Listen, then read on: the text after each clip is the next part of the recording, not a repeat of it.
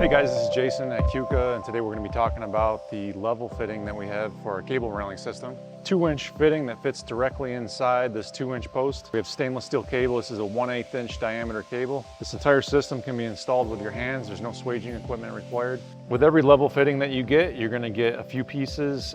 This is the 2-inch long level fitting, and it has a little hole in the end for an Allen wrench. You get a threaded stud, and you get these little jaws. This is a pair of jaws with a little rubber band around it and a Delrin plastic washer.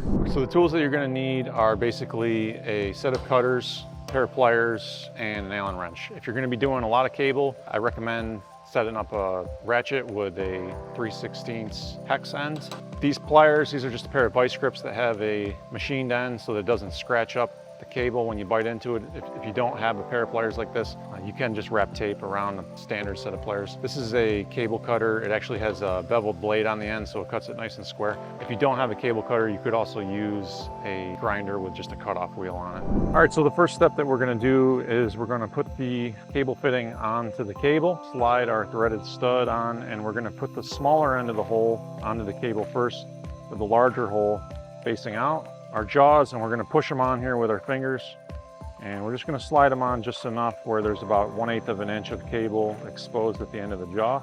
When you're ready, you pull this threaded stud up with your fingers like this. You're actually going to feel and you're going to hear a little bit of a clicking sound, and you're going to throw the washer on the end of it like this, slide it into your post, and then you can start threading the stud and the jaw into the level fitting. Once you've got it about hand tight, then you can go out and start actually tightening up every single one of these cables.